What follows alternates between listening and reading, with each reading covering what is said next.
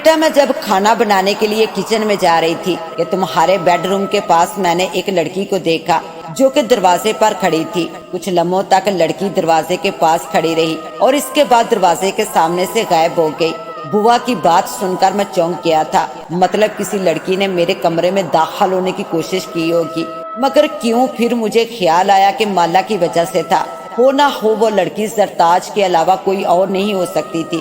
مالا کی تلاش میں زرتاج نے میرے کمرے میں داخل ہونے کی کوشش کی ہوگی، مگر ناکام رہی ہوگی، کیونکہ میری ہمیشہ کی عادت تھی کہ اپنے کمرے کے دروازے اور اس کے چاروں کونوں کو چاروں کل سے محفوظ کر دیا کرتا تھا۔ زرتاج نے اندر داخل ہونے کی کوشش کی ہوگی اور ناکام رہی ہوگی۔ مالا تو کمرے میں ہی موجود تھی، لیکن کلام پاک کی برکت کی وجہ سے کمرے کے اندر داخل نہیں ہو سکی تھی۔ میں نے بوا کو کسی طرح بہلا کر بھیج دیا، جہاں مالا موجود تھی اسی جگہ میں نے ایت الکرسی کا دم کر دیا، تاکہ میری غیر موجودگی میں اگر زرتاج کمرے میں داخل ہو جائے تو اس جگہ کو چھو بھی نہ سکے۔ اس بات کے 3 روز بعد میرے ساتھ ایک ایسا ہی غیر معمولی واقعہ پیش آیا، جس کے بعد میں اور مزید محتاط ہو گیا۔ اس روز خلاف معمول میں جلد گھر پر آ گیا۔ کار گراج میں کھڑی کرنے کے بعد جیسے ہی میں بیڈ روم میں داخل ہوا تو میں نے دیکھا کہ بوا الماری کھولے کھڑی تھی۔ مجھے شدید تعجب ہوا کہ بوا الماری میں کیا کر رہی ہے۔ اس الماری میں میرے کپڑے اور دوسری چیزیں، اور الماری کی ایک دراز میں وہ پر اسرار مالا بھی موجود تھی۔ کیا کر رہی ہو بوا؟ میں نے ان سے پوچھا۔ وہ بغیر کسی پریشانی کے میری طرف گھومی۔ جیسے ہی میری طرف گھومی بوا کی آنکھیں دیکھ کر میں چونک گیا۔ بوا کی آنکھیں حد درجہ سرخ تھی، ان آنکھوں میں اجنبیت موجود تھی۔ بوا مجھے قہر آلودہ نظروں سے گھور رہی تھی۔ مالا کہاں ہے؟ بوا نے پوچھا۔ بوا کی آواز سن کر میں پھر چونک گیا۔ وہ آواز ہرگز بوا کی نہیں تھی، قدرے بیٹھی ہوئی غیر انسانی آواز تھی۔ لگتا تھا بوا کے اندر کوئی شیطانی روح گھس گئی ہے۔ کون سی مالا؟ میں نے حیرانگی سے کہا۔ وہی مالا جو تم نے مجھ سے چھینی تھی، بوا نے کہا۔ اتنا سننا تھا کہ میں چونک پڑا۔ دوسرے ہی لمحے میں نے مسکرا کر کہا، تو تم زرتاج ہو جس نے میرے دوست رام داس کا خون کیا ہے۔ میری بات سن کر بوا کہکا لگا کر ہنس پڑی۔ اس کی ہنسی سن کر مجھے اپنے جسم میں سنسنی سی دوڑتی ہوئی محسوس ہوئی۔ ہاں میں زرتاج ہوں، لیکن رام داس تو زندہ ہے۔ زرتاج نے مسکرا کر مکاری سے کہا۔ وہ رام داس نہیں ہے، اس نے اپنی روح کا سودا کیا ہے۔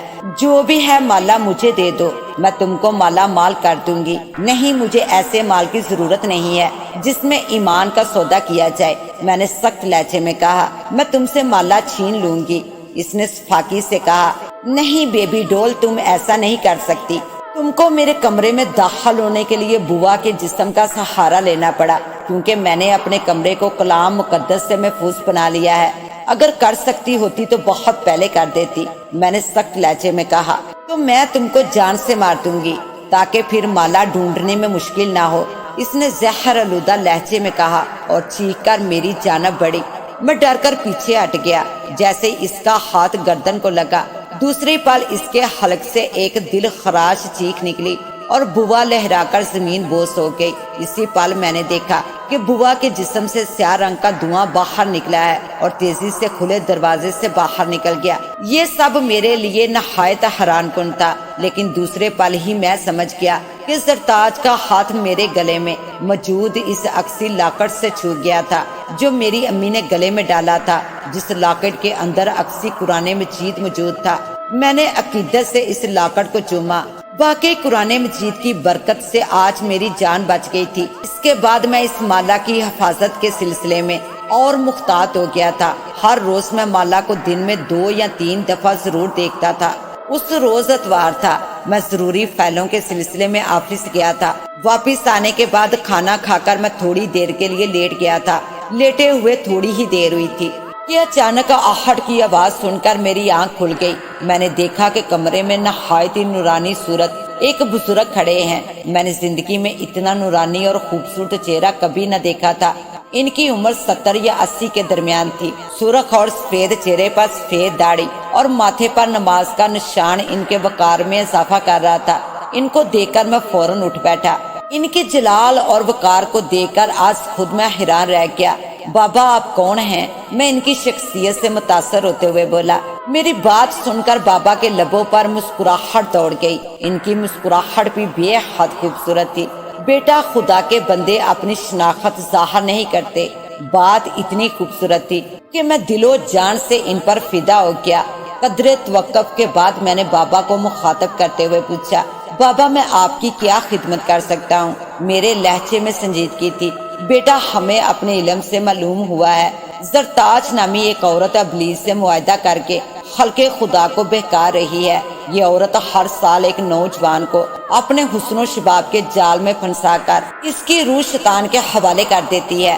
پھر وہ نوجوان ابلیس کا کرندہ بن کر جب تک اس دنیا میں زندہ رہتا ہے لوگوں کو بہکاتا رہتا ہے، برائیوں کو فروغ دیتا رہتا ہے۔ اس عورت کے پاس ایک مالا ہے جس میں ان نوجوانوں کی روح قید ہوتی ہے۔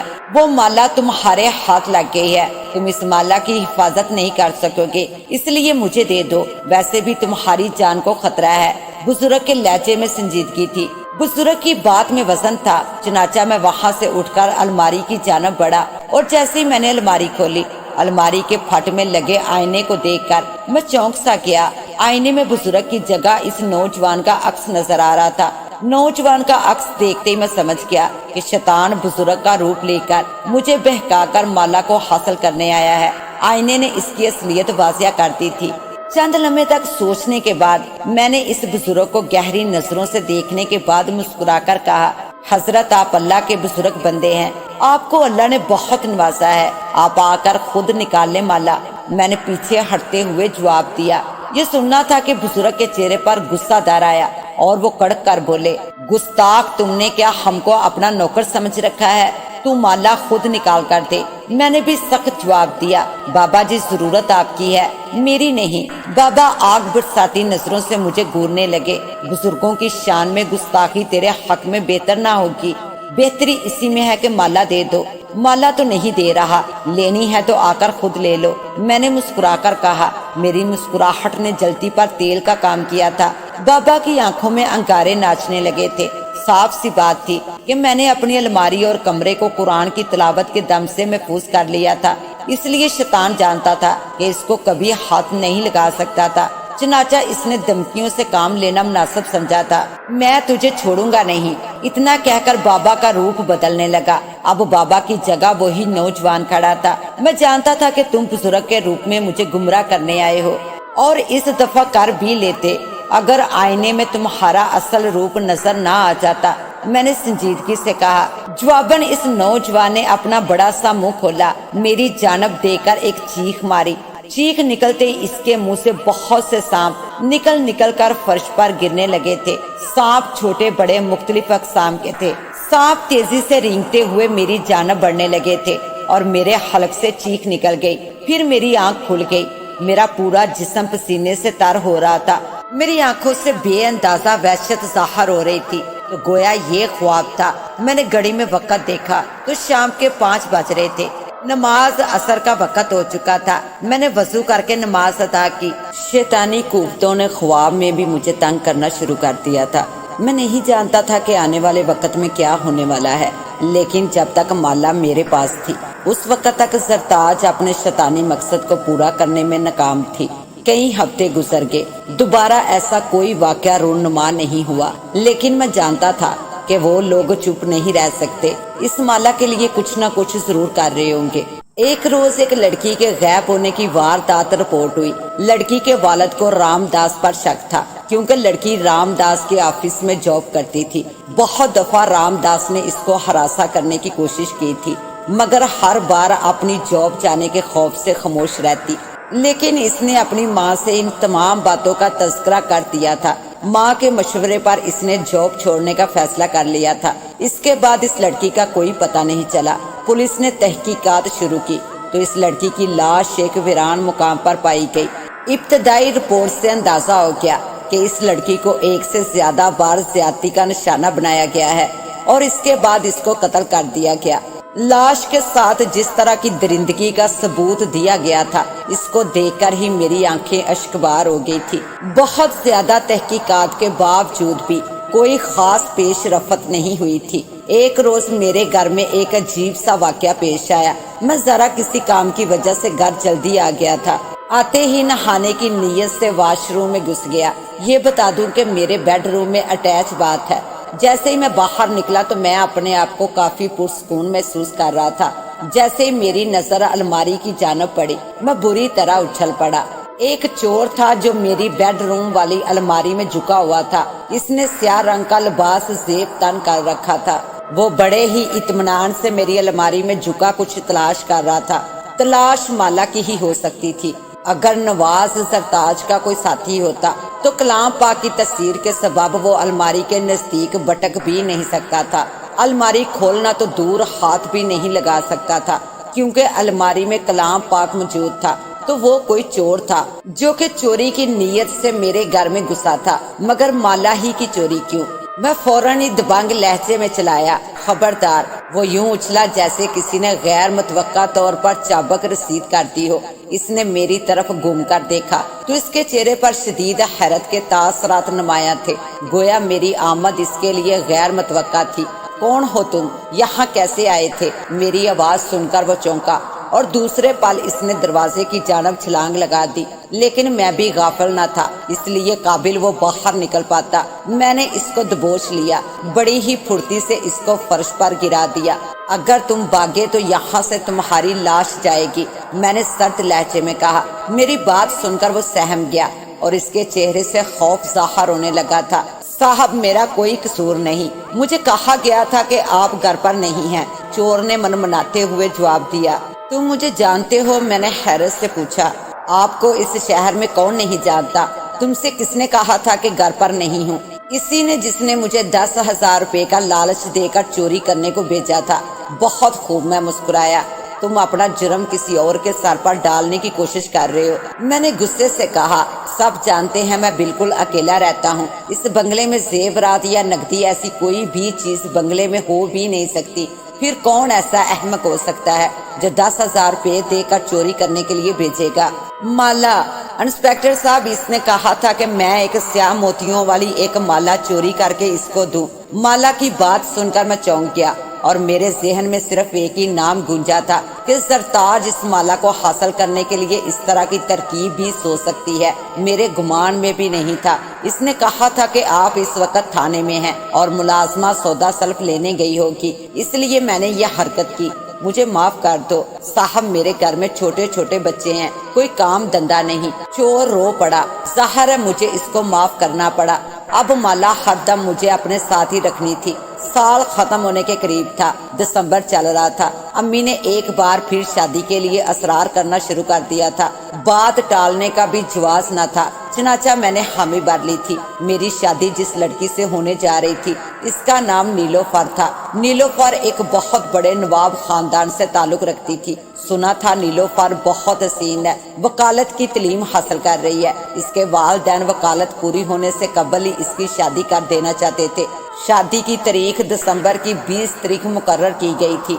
मैंने 3 माह की छुट्टी की दरख्वास्त दे दी। बड़ी ही मुश्किलों से 1 माह की मंजूर हुई थी। चनाचा अपने मुख्तसर सामान के साथ माला समेत ही दहाम नगर से बाई रोड रवाना हो गया। मेरी कार बड़ी तेज रफ्तारी से अपनी मंजिल की जानब रवां दवां थी। शाम के 5 बज चुके थे। मौसम गम आलूदा था। दोपहर से छाए काले बादल किसी वक्त भी बरस सकते थे, इसलिए मैंने अपनी कार की रफ्तार को तेज रखा हुआ था ताकि जितना जल्दी हो सके मैं दहाम नगर से निकलकर अपने घर तक पहुंच सकूं। बारिश दहाम नगर में बरस पड़ी तो फिर मेरा जाना दुश्वार हो जाएगा। जैसे ही कार दहाम नगर से बाहर निकली, मौसम ने अपना रंग दिखा दिया। बारिश इस कदर तेज थी कि आसमान के सोते खुल गए। मेरी कार की स्क्रीन पर बारिश के थप्पड़ इस कदर जोर से पड़ रहे थे कि वैपर का होना ना होना यकसा था। कार की रफ्तार को नहायती हल्का रखा हुआ था ताकि किसी भी हादसे से महफूज रहा जा सके। बारिश की तेजी के सबब रास्ता देखने में दुश्वारी का सामना था, इसलिए मजबूर होकर मैंने कार की अगली बत्तियां रोशन कर दी थी।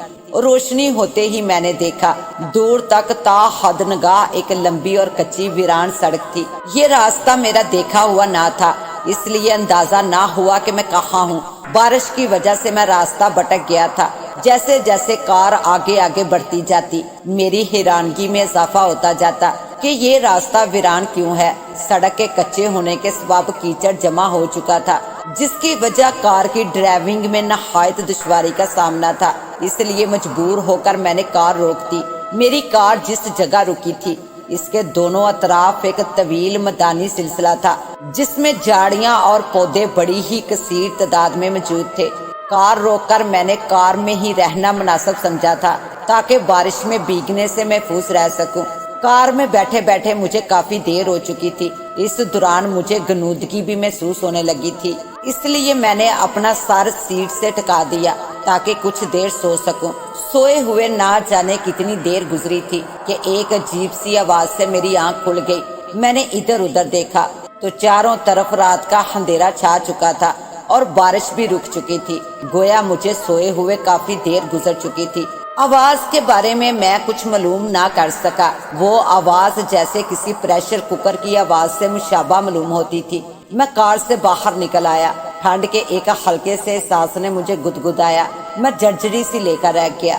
اچانک میں نے میدانی سلسلے کی طرف سے کسی کو دوڑ کر اپنی جانب آتے ہوئے دیکھا۔ اس کے قریب آنے پر پتا چلا کہ وہ کوئی عورت ہے۔ میری مدد کرو، اس کی سانس پھولی ہوئی تھی، یوں لگ رہا تھا کہ جیسے وہ بھاگ کر آئی ہے۔ اس کی آواز سے گھبراہٹ صاف ظاہر ہو رہی تھی۔ میں نے فوراً جیب سے موبائل نکال کر اس کی روشنی میں اس عورت کی جانب دیکھا۔ وہ ایک نوجوان اور خوبصورت عورت تھی، اس کی رنگت سرخ و سفید تھی، اس کا سانس پھولا ہوا تھا۔ عورت کسی اچھے گھر کی معلوم ہوتی تھی، اس نے گلابی پھولدار شلوار قمیص پہن رکھا تھا۔ عورت کے منہ سے فریاد سن کر میرے اندر کا پولیس افیسر یکدم بیدار ہو گیا۔ میں نے خالص افسرانہ لہجے میں اس سے مخاطب ہو کر کہا، بی بی تم کون ہو؟ میں تمہاری کیا مدد کر سکتا ہوں؟ بھائی خدا تم کو خوش رکھے، مجھے گھر تک پہنچا دو۔ اس کے منہ سے خدا کا نام سن کر مجھے اندازہ ہو گیا کہ عورت مسلمان ہے۔ بی بی کون ہو تم اور یہاں کیسے پہنچی؟ میں نے بغور اس کا جائزہ لیتے ہوئے پوچھا۔ میرا نام مریم ہے، مجھے چند گنڈوں نے میرے شوہر سے بدلہ لینے کے چکر میں اغوا کیا اور یہاں لے کر آئے اور میری عزت لوٹنا چاہتے تھے، مگر میں بھاگ آئی۔ اس کا سانس پھول رہا تھا اور چہرے پر خوف طاری تھا۔ کہاں ہیں وہ لوگ؟ میں نے غصے سے پوچھا۔ اس طرف، اس عورت نے میدانی سلسلے کی طرف اشارہ کرتے ہوئے بولا۔ چلو، میں نے کہا تاکہ میں بھی تو دیکھوں کون بدماش جو تمہارے ساتھ زیادتی کرنا چاہتے ہیں، لیکن اس عورت نے میرا ہاتھ پکڑ کر روک لیا اور مجھ سے کہنے لگی کہ مجھے میرے گھر پہنچا دو۔ بھائی تمہارا احسان میں بھولوں گی نہیں۔ بی بی تمہارا گھر کہاں ہے؟ میں نے اس سے پوچھا۔ روشن کالونی۔ روشن کالونی تو بہت دور ہے اور وہ دہام نگر میں ہے۔ بھائی پلیز میری مدد کرو، اس نے میرے آگے ہاتھ جوڑتے ہوئے کہا۔ عورت جس انداز سے منتیں کر رہی تھی اس پر مجھے رحم آ گیا۔ حالانکہ میں دہام نگر پیچھے چھوڑ آیا تھا، لیکن انسانی ہمدردی مجھ پر غالب آ گئی اور میں نے اس کو گاڑی میں بٹھا لیا اور کار گھما لی اور کار کا رخ دہام نگر کی جانب کر لیا۔ کار چلاتے چلاتے میں نے دیکھا کہ اس عورت نے اپنے چھوٹے سے پرس سے رومال نکال کر اپنا چہرہ صاف کیا اور میری جانب دے کر کہنے لگی، بھائی جان آپ کا شکریہ، آپ نے میری مدد کی، ورنہ آج میں کسی کو منہ دکھانے کے قابل نہیں رہتی۔ میں نے دیکھا کہ بولتے بولتے اس کی آواز بھر گئی ہے اور آنکھوں سے آنسو ٹپک پڑے ہیں۔ کوئی بات نہیں بہن، انسان ہی انسان کے کام آتا ہے۔ تمہارا شوہر کرتا کیا ہے؟ میری بات سن کر عورت یکدم گڑبڑا گئی، یکدم اس کے چہرے پر بدحواسی ظاہر ہونے لگی تھی اور وہ کچھ سوچنے لگی۔ چند لمحے کے بعد اس نے جواب دیا، میرے شوہر ایک بلڈر ہیں، انہوں نے کچھ عرصہ پہلے ان گنڈوں کو ایک خون کرتے ہوئے دیکھ لیا تھا اور انہوں نے عدالت میں گواہی دینی چاہی، بدلے میں انہوں نے مجھے اغوا کر لیا۔ اتنا کہہ کر وہ سسک پڑی۔ اس عورت کا بدحواس ہو جانا اور گڑبڑا جانا اور کافی سوچ کر جواب دینا مجھے شک میں مبتلا کر رہا تھا۔ ہو سکتا تھا کہ عورت کسی بڑے گروہ سے تعلق رکھتی ہو جو کہ اپنے کسی خاص مقصد کے تحت مجھے اپنے ساتھ لے جا رہی ہو۔ باتیں کرتے ہوئے ہم دونوں دہام نگر کی حدود میں داخل ہو گئے۔ میں نے ہاتھ والی گھڑی میں وقت دیکھا تو رات کے 10 کا وقت تھا۔ دہام نگر میں گہرے سناٹے کا راج تھا، گویا کہ بارش رک چکی تھی مگر موسم میں خنکی اب بھی باقی تھی۔ تھوڑی ہی دیر کے بعد ہم لوگ روشن نگر کی حدود میں داخل ہو گئے۔ بی بی گھر کدھر ہے تمہارا؟ سامنے والی گلی میں، اس عورت نے اشارہ کرتے ہوئے جواب دیا۔ اس کے کہنے پر میں نے کار دوسری گلی میں لے لی۔ میں نے کار ایک پرانی سی کوٹھی کے سامنے روک دی۔ کوٹھی جو کہ جامن اور کیکر کے درختوں کے بیچ گری ہوئی تھی، بہت زیادہ پر اسرار محسوس ہو رہی تھی۔ کار کوٹھی کے اندر داخل ہو کر ایک بغیر دروازے والے گیراج میں داخل ہو کر رک گئی۔ بھائی ایک کپ کافی کے بغیر میں آپ کو جانے نہیں دوں گی، اس نے اپنا خود سے کہا۔ آخر اتنی محبت سے کی گئی تھی کہ میں انکار نہ کر سکا، کیونکہ کافی کی طلب مجھے بھی بے حد ہو رہی تھی۔ آپ کے شوہر کہاں ہیں؟ میں نے اس کے ساتھ کوٹھی کے اندر جاتے ہوئے پوچھا۔ میری بات سن کر اس کے چہرے پر ایک رنگ سا آ کر گزر گیا۔ لمحاتی توقف کے بعد وہ بولی، میرے شوہر اس وقت کام پر گئے ہوئے ہیں۔ اس کا یہ انداز مجھے مزید شک میں مبتلا کر گیا تھا۔ میں اس کے ساتھ اندر چلا آیا۔ میں نے سوچ لیا تھا کہ اگر اس نے کوئی بھی ایسی ویسی حرکت کی تو میں اس کو گولی مار دوں گا۔ میں اس عورت کے ساتھ اس کے ڈرائنگ روم میں آ کر بیٹھ گیا۔ ڈرائنگ روم کا ماحول کوٹھی کے باہر کی نسبت زیادہ گرم اور پرسکون تھا، کیونکہ باہر تو سردی تھی۔ ڈرائنگ روم نہایت خوبصورت تھا، اس سے صاحب خانہ کی مالی پوزیشن کا اندازہ ہوتا تھا۔ تھوڑی دیر گزری تھی کہ وہ ایک چھوٹی ٹرالی سمیت کمرے میں داخل ہوئی۔ اس ٹرالی پر کافی کے ساتھ ساتھ بسکٹ سموسے بھی موجود تھے۔ اس نے اپنے ہاتھوں سے کافی بنائی اور مجھے دی۔ کافی کی پیالی سے نہایت سوندھی سوندھی سی خوشبو اٹھ رہی تھی، جس سے اندازہ ہوتا تھا کہ کافی بہت ہی شاندار ہوگی۔ کافی بے حد شاندار ہے، میں نے کافی پیتے ہوئے کہا۔ میں نے اپنے ہاتھوں سے بنائی ہے، مریم نے مسکرا کر جواب دیا۔ کافی پیتے ہوئے میں نے دیکھا کہ مریم مجھے بہت غور سے دیکھ رہی ہے۔ اس کے دیکھنے کا انداز بہت پر اسرار تھا، یوں لگتا تھا جیسے کہ وہ کسی بات کی منتظر ہو۔ اس کا یہ انداز مجھے شک میں مبتلا کر گیا تھا۔ چند لمحوں کے بعد اس عورت نے دوبارہ مجھے مخاطب کیا، بھائی جان یہ سموسے بھی ٹیسٹ کریں۔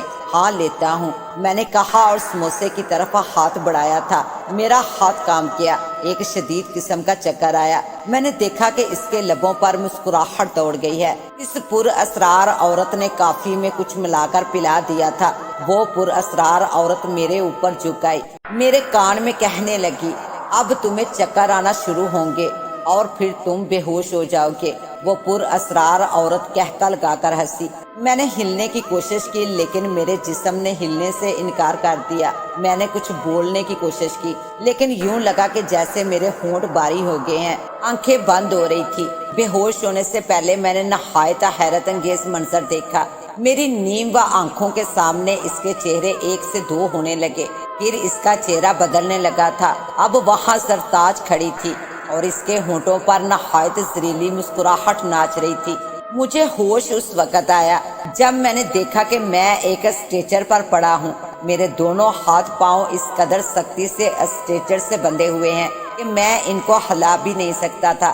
چمڑے کی ایک بیلٹ میرے سینے پر بندھی تھی۔ میں پوری طرح سے ہوش و حواس میں واپس آ چکا تھا، بس میرا سر باری سا ہو رہا تھا۔ بے ہوشی کا وقفہ نہ جانے کتنا طویل تھا یہ بھی مجھے علم نہ تھا۔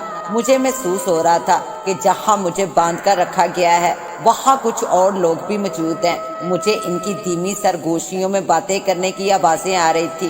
چھت پر ایک میلا سا بلب روشن تھا جس پر لگی میل کی وجہ سے نہایت مدھم سی روشنی پھیلی ہوئی تھی۔ اچانک مجھے کسی کے قدموں کی آہٹ سنائی دی۔ میں نے گردن گھما کر دیکھا تو دو نقاب پوش عورتیں میرے دائیں اور بائیں آ کر کھڑی ہو گئی۔ دونوں سر سے پاؤں تک سیاہ رنگ کے لباس میں ملبوس تھی۔ حیرت انگیز بات یہ تھی کہ مجھے کسی بھی قسم کا ڈر محسوس نہیں ہو رہا تھا، بس بندھے ہونے کی وجہ سے تکلیف محسوس ہو رہی تھی۔ نہ جانے کیوں مجھے ایسا لگ رہا تھا کہ یہ مجھے کوئی نقصان نہیں پہنچا سکیں گی۔ اتنا تو میں سمجھ گیا تھا کہ یہ دونوں زرتاج کے قبیلے سے تعلق رکھتی ہیں۔ ان میں ایک عورت نے اپنے سر پر لگا نقاب اتار دیا۔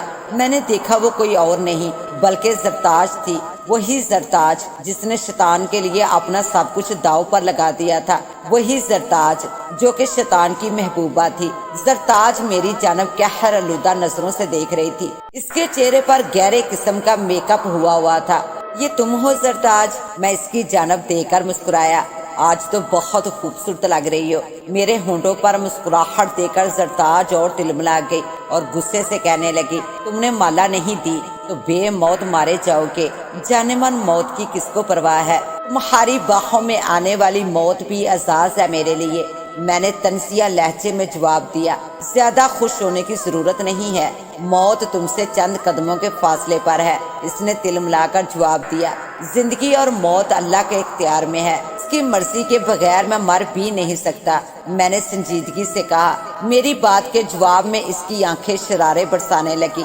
سیدھی طرح سے بتا دو مالا کہاں ہے؟ مالا میرے پاس ہے، اگر تم لے سکتی ہو تو لے لو۔ در حقیقت مالا میرے اس سوٹ کیس میں موجود تھی جو کہ میری گاڑی کی ڈکی میں موجود تھا۔ میری بات سن کر اس نے اپنی ساتھی عورت کی جانب کچھ اشارہ کیا تھا۔ اس کی ساتھی نقاب پوش عورت اس کے اشارے کو سمجھ کر آہستہ سے میری جانب بڑھی۔ اس نے زیر لب کچھ پڑھنا شروع کر دیا۔ اس کی آواز پہلے پہل آہستہ تھی اور پھر بلند ہوتی گئی۔ میں نے دیکھا کہ سامنے والی دیوار کسی سینما کی سکرین کی طرح روشن ہو گئی ہے۔ دیوار کے اس پار کا منظر صاف نظر آ رہا تھا۔ میری طرح کے ایک کمرے میں ایک دوسرے اسٹیچر پر ایک لڑکی بندھی ہوئی ہے۔ لڑکی کی حالت بے حد خراب ہو رہی ہے۔ لڑکی کے چہرے پر بے حد خوف طاری تھا، آنکھیں باہر نکل آنے کی حد تک پھٹی ہوئی تھی۔ اچانک میری نظر لڑکی کے اسٹیچر کے بائیں جانب والی دیوار پر پڑی۔ سیاہ رنگ کی دیوار آہستہ آہستہ شک ہو رہی تھی۔ جیسے ہی دیوار شک ہوئی، اس میں سے 4 لوگ سیاہ رنگ کے لبادوں میں ملبوس اندر داخل ہوئے۔ چاروں سر سے پاؤں تک سیاہ رنگ کے لبادے میں تھے۔ ان چاروں میں سے ایک نے سیاہ دستے والی تلوار پکڑ رکھی تھی، جبکہ باقی تینوں کے ہاتھوں میں سیاہ مومی شمع تھی۔ تینوں سیاہ پوش گول دائرے کی صورت میں اس لڑکی کے گرد کھڑے ہو گئے۔ اچانک اس سیاہ پوش نے اپنا نقاب اتار دیا جس کے ہاتھ میں تلوار تھی۔ اس کا چہرہ دیکھتے ہی میرا دل اچھل کر حلق میں آ گیا۔ سیاہ پوش کوئی اور نہیں تھا بلکہ رام داس تھا، جو کہ نہ جانے کون سا شیطانی کھیل رچانے آیا تھا۔ رام داس نے آہستہ سے تلوار اٹھائی اور اس مجبور لڑکی کے نزدیک آ گیا۔ چند لمحوں تک رام داس اس لڑکی کو دیکھتا رہا، جبکہ لڑکی اس کی جانب پھٹی ہوئی نگاہوں سے دیکھ رہی تھی۔ اس کی آنکھوں میں خوف طاری تھا۔ لڑکی سمجھ چکی تھی کہ یہ درندے میرے ساتھ کیا کرنے والے ہیں۔ رام داس اس لڑکی کی جانب دے کر بلند آواز میں بولا، اے بدی کے آقا، سیاہ قوتوں کے مالک، ہم تیرے پرستار ہیں، تجھے تیرے عہد کا واسطہ ہماری اس قربانی کو قبول فرما اور ہم کو اپنی سیاہ قوتوں سے نواز۔ گویا رام داس شیطان کی تعریف کر رہا تھا، لیکن رام داس یہ بھول چکا تھا کہ دنیا کی ساری تعریفیں صرف اور صرف اللہ کے لیے ہیں۔ دیکھتے ہی دیکھتے رام داس نے اس تلوار کو پوری قوت سے اس مجبور لڑکی کے سینے میں اتار دیا۔ لڑکی کی دل خراش چیخ ابھری۔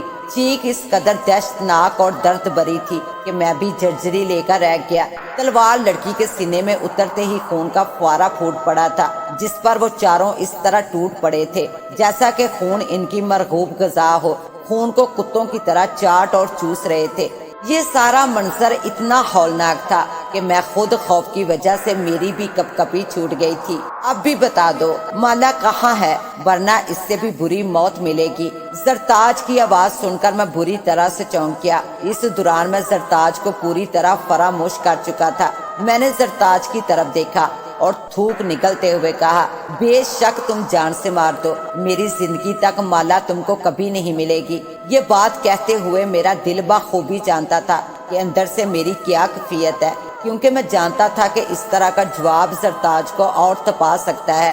یہی ہوا۔ میری بات سن کر زرتاج غصے سے لال ہو گئی اور اس کی آنکھوں میں شیطانی قوتوں کا رقص مزید تیز ہو گیا۔ چند لمحوں تک زرتاج کچھ سوچتی رہی اور پھر زیر لب کچھ بڑبڑانے لگی۔ اس کی آنکھیں بند تھی۔ زرتاج کسی شیطانی منتر کا جاپ کر رہی تھی۔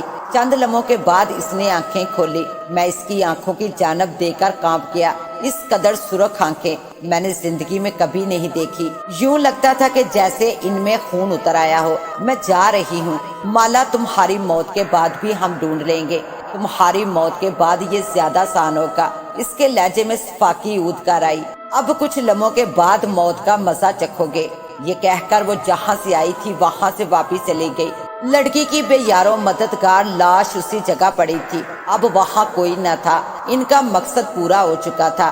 اسٹیچر سے بندھے مجھے کافی دیر ہو چکی تھی۔ میرے جسم میں کافی درد ہو رہا تھا۔ زرتاج کی دھمکی میرے کانوں میں گونج رہی تھی، ظفر علی خان تم بیوقوف ہو، مالا دے کر جان بچا لو۔ میرے اندر سے ایک آواز میرے کانوں میں گونجی، اب بھی وقت ہے، مالا دے کر جان بچا لو۔ وہی آواز میرے کانوں میں گونجی۔ یہ آواز میرے نفس کی تھی جو کہ مجھے مالا دینے پر اکسا رہا تھا۔ نفس انسان کا سب سے بڑا دشمن ہے، شیطان بھی انسان کا اتنا بڑا دشمن نہیں جتنا بڑا نفس ہے۔ اسی نفس نے شیطان کو اللہ تعالیٰ کے سامنے مردود کا لقب دلوا دیا تھا، اسی نفس نے اس کے اندر غرور و تکبر پیدا کیا تھا، ورنہ اس وقت بہکانے والا تو کوئی تھا نہیں۔ نہیں ظفر علی خان، مالا مت دینا ورنہ اپنے ایمان کے سامنے رسوا ہو جاؤ گے، اللہ کے دربار میں گناہ گار کہلاؤ گے۔ میرے دل سے آواز آئی، میرے نفس اور میرے ایمان کے درمیان جنگ جاری تھی کہ اچانک میرے کانوں نے سانپوں کے پھنکارنے کی آواز سنی۔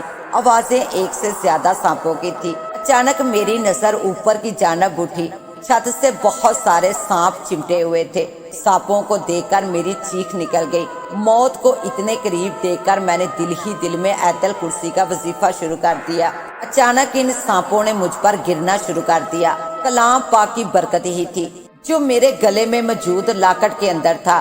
سانپ جیسے ہی لاکٹ سے ٹکراتے ان کے جسموں کو آگ لگ جاتی۔ حیرت انگیز بات یہ تھی کہ آگ نے مجھے کوئی نقصان نہیں پہنچایا بلکہ ان بندشوں کو جلاتی چلی گئی، جس کی وجہ سے میں اسٹریچر پر بندھا ہوا تھا۔ یہ اللہ کا احسان تھا جس نے مجھے موذی سانپوں سے نجات دلائی تھی۔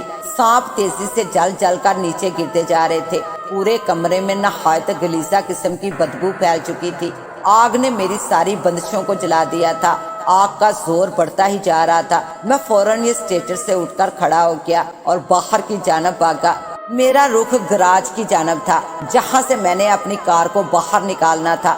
جلدی میں نے گراج بھی ڈھونڈ لیا تھا اور جیسے ہی میں کوٹھی سے باہر نکلا میں نے دیکھا کہ آگ نے پوری کوٹھی کو اپنی لپیٹ میں لیا ہوا ہے۔ میں نے وہاں رکنے کی زحمت بھی گوارا نہ کی اور فوراً کار سٹارٹ کر کے اپنی سرکاری کوٹھی کی جانب روانہ ہو گیا۔ اب اپنے گھر جانا فضول ہی تھا۔ رات کے 11 بج چکے تھے۔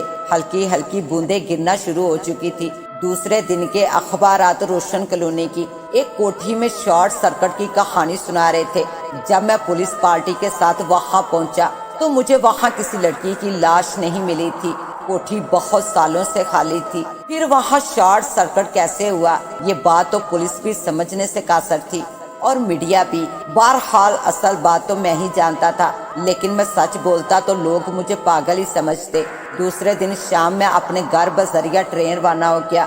شہزاد پور اسٹیشن پر اترتے ہی میری جان میں جان آئی تھی۔ گھر پہنچتے ہی 2 دن کے بعد ہی شادی کا زور شروع ہو چکا تھا۔ گھر میں داخل ہوتے پہلی فرصت میں نے اس مالا کو الماری میں رکھ دیا تھا، لیکن مجھ سے ایک غلطی ہوئی۔ مالا کو الماری میں رکھنے کے بعد اس جگہ پر پڑھ کر پھونکنا بھول گیا تھا۔ میں نے سوچ لیا تھا کہ شادی سے فارغ ہونے کے بعد مالا کو لے کر بزرگ کے دربار میں حاضری دوں گا اور پھر اس پریشانی سے ہمیشہ کے لیے چھٹکارا پالوں گا۔ مجھے اس بات کا بھی ڈر خوف تھا کہ میں ان کے سکنجے سے نکل بھاگا ہوں، وہ کچھ نہ کچھ ضرور کریں گے، لیکن اللہ کا شکر ہے کہ ایسا کچھ نہ ہوا۔ حتیٰ کہ شادی کا دن آ گیا، گھر میں خوشیوں کے شادیانے بجنے لگے تھے۔ مہندی مائیوں یہ ترکیبات میرے کہنے پر روک دی گئی تھی اور نکاح سادگی سے مسجد میں ہوا اور رخصتی نواب صاحب کی حویلی سے انجام پذیر ہوئی۔ رخصتی سے قبل مجھے اندرون خانہ رسموں کے لیے حویلی میں لے جایا گیا، جہاں جوتا چھپائی، دودھ پلائی وغیرہ کی کچھ رسمیں کی گئی۔ مزید واقعات میں آگے بڑھنے سے قبل اپنے سننے والوں کو ایک بات اور گوشے گزر کر دوں کہ میری دلہن کا نام نیلوفر مرزا تھا اور اس کے والد کا نام نواب شوکت مرزا تھا۔ نیلوفر نواب شوکت مرزا کی اکلوتی اولاد تھی۔ نواب صاحب اس سے اپنی جان سے بھی زیادہ محبت کرتے تھے۔ گھر پہنچنے کے بعد میں دھڑکتے دل کے ساتھ سجے سجائے کمرے میں داخل ہوا، جہاں نیلوفر سکڑی سمٹی بیٹھی تھی۔ امامہ اور شیروانی اتار کر ایک طرف رکھتے ہوئے میں نیلوفر کے سامنے سیج پر جا کر بیٹھ گیا۔ رسم کے مطابق میں نے منہ دکھائی دی اور پھر گھونگھٹ اٹھا دیا۔ گھونگھٹ کے اٹھاتے ہی میرے منہ سے صرف ماشاءاللہ کے سوا اور کچھ نہ نکل سکا۔ میں نے گھونگھٹ کے پیچھے سے ماں زر نگار کو طلوع ہوتے دیکھا تھا۔ ایسا لگ رہا تھا کہ چاند اپنی تمام تر چاندنی کے ساتھ زمین پر نیچے اتر آیا۔ اس نے نہایت معصومیت اور حوروں سا حسن پایا تھا۔ میرے منہ میں جو آتا گیا اس کی تعریف میں بولتا چلا گیا۔ نیلوفر شرم سے دوہری ہوتی گئی، حجاب کے پردے ہٹ گئے، دوریاں نزدیکیاں بن گئی اور فاصلے کم ہو گئے۔ وقت کے گزرنے کا مجھے احساس نہ ہوا۔ اچانک نیلوفر نے انگڑائی لی اور میری طرف دیکھنے لگی۔ اب سو جاؤ، وقت دیکھا ہے 2 بج چکے ہیں، اس نے مسکرا کر کہا۔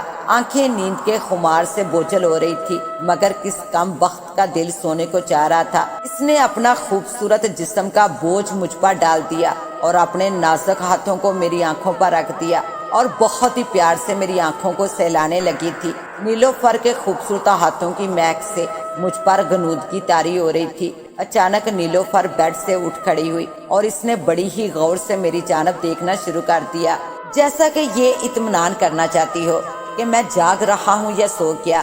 عجیب بات یہ تھی کہ غنودگی میں ہونے کے باوجود میں اس کی تمام حرکات کو اچھی طرح سے دیکھ رہا تھا۔ مجھے حیرت تھی کہ نیلوفر کر کیا رہی ہے۔ نیلوفر میری طرف سے اطمینان حاصل کرنے کے بعد بیڈ سے نیچے اتر گئی۔ میری ہمیشہ سے عادت تھی کہ والدہ کا دیا ہوا لاکٹ نہاتے اور واش روم میں جاتے وقت اتار کر رکھ دیتا تھا اور پھر پہن لیتا تھا تاکہ بے ادبی نہ ہو۔ چنانچہ یہی ہوا کہ میں نے لاکٹ اتار تو دیا لیکن پہننا بھول گیا اور یہی میری سب سے بڑی غلطی تھی۔ بیڈ سے اترنے کے بعد نیلوفر بڑے ہی پرسکون انداز میں الماری کی جانب بڑھی تھی۔ مجھے شدید قسم کی حیرت تھی کہ نیلوفر الماری میں کیا کر رہی ہے، لیکن جلدی یہ حرکت خوف میں بدل گئی۔ نیلوفر نے الماری سے سیاہ دانوں والی مالا نکال لی اور بڑے ہی پیار سے اس کی جانب دیکھنے لگی تھی۔ پھر اس نے مالا اٹھا کر اپنے گلے میں ڈال لی اور نہایت سکون سے چلتی ہوئی میری جانب آئی اور کہنے لگی، ظفر علی خان، تمہاری بیوی کے جسم میں جانا بے حد آسان ثابت ہوا اور تم مجھے پہچان بھی نہ سکے۔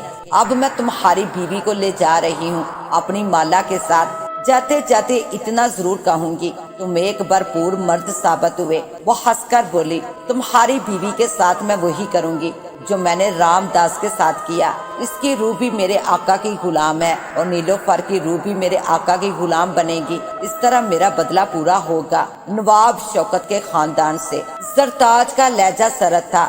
اس نے میری نیلوفر کے جسم پر اپنا قبضہ جما رکھا تھا۔ میں زرتاج کو حیرت سے دیکھ رہا تھا۔ اچانک نیلوفر نے سیاہ دھوئیں کا روپ اختیار کر لیا اور کھڑکی کے راستے غائب ہو گئی۔ یہ سب میرے لیے اس قدر ہولناک تھا کہ میں سمجھ ہی نہ سکا کہ ہوا کیا ہے۔ جب ہوش و حواس بجا ہوئے تو یہ حقیقت مجھ پر اشکار ہوئی کہ زرتاج نے نیلوفر کے روپ میں اس مالا پر بھی قبضہ کر لیا تھا اور نیلوفر کو بھی لے گئی تھی۔ مگر زرتاج کو نیلوفر سے کس بات کی دشمنی تھی؟ زرتاج چاہتی تو مجھے بھی مار سکتی تھی، مگر اس نے ایسا نہیں کیا۔ شاید زرتاج مجھے تڑپا کر اپنا بدلہ لینا چاہتی ہو، لیکن اس کے الفاظ کہ وہ نیلوفر کی روح کو شیطان کا غلام بنا لے گی، میرے لیے یہ سننا خاصا خوفناک اور تکلیف دہ تھا۔ سب سے پہلے تو مجھے یہ معلوم کرنا تھا کہ اس کا شوکت مرزا کے خاندان سے کس قسم کا انتقام تھا۔ اس کے غائب ہونے کے بعد میں فوراً ہی چیختا ہوا کمرے سے نکلا اور سیدھا امی کے کمرے کا دروازہ زور زور سے پیٹنا شروع کر دیا۔ امی فوراً گھبرا کر باہر آئی۔ کیا ہوا ظفر؟ کیا ہوا بیٹے؟ میری حالت دیکھ کر امی پریشان ہوتی ہوئی بولی۔ اس دوران ابو بھی باہر آ گئے۔ میری حالت کو دیکھ کر وہ بھی پریشان ہو گئے۔ نیلوفر، کیا ہوا نیلوفر کو؟ امی چیخ کر بولی۔ اس کے بعد میں نے امی سے داستان گوشے گزر کر دی۔ امی میری باتیں سن کر سینہ پکڑ کر رہ گئی۔ اسی پریشانی میں رات گزر گئی۔ دوسرے دن نیلوفر کے والد کو بلا لیا گیا اور ہم نے ان سے خاص طور پر درخواست کی تھی کہ اکیلے ہی آنا۔ میرے والد صاحب کے لہجے کی سنگینی کو محسوس کر کے نواب صاحب سمجھ گئے کہ کچھ گڑبڑ ہے۔ چنانچہ نواب صاحب اکیلے ہی آئے تھے اور میں نے نواب صاحب کو ساری بات بتائی۔ زرتاج کا ذکر آنے پر نواب صاحب کو میں نے چونکتے ہوئے دیکھا۔ یہ چیز میرے لیے شک پیدا کرنے والی تھی، اس لیے میں نے جب ان سے دریافت کیا، پہل نواب صاحب نے بتانے پر ہچکچاہٹ کا مظاہرہ کیا۔ انکل، آپ سچ بولیں گے تو ہم نیلوفر کی جان بچا سکتے ہیں، میں نے سنجیدگی سے کہا۔ میری بات سن کر نواب صاحب کے ہونٹوں پر پھیکی سی مسکراہٹ ابھری اور بولے، اگر میری بچی کی زندگی کا سوال نہ ہوتا تو سچ کبھی نہ بولتا۔ ویسے بھی کوئی خوشگوار داستان نہیں ہے۔ نواب صاحب گہری سانس لے کر بولے۔ کچھ دیر تک نواب شوکت خاموش رہے۔ اس دوران میں ان کے چہرے کے بدلتے تاثرات کا جائزہ لے رہا تھا، جیسے کہ اپنی بات شروع کرنے کے لیے نواب صاحب مناسب الفاظ ڈھونڈ رہے ہوں۔ پھر نواب صاحب نے بولنا شروع کر دیا۔ جو کہانی نواب صاحب نے سنائی وہ بے حد سنسنی خیز اور عبرتناک تھی۔ میں سوچ بھی نہیں سکتا تھا کہ کوئی انسان دنیاوی نفع کے لیے اپنے ایمان کا سودا کیسے کر سکتا ہے؟ نواب صاحب کے منہ سے کہانی سن کر مجھے سرتاج سے اور بھی زیادہ نفرت محسوس ہونے لگی تھی۔ نواب صاحب نے جو کچھ کہا وہ یوں تھا، آج سے 300 سال پہلے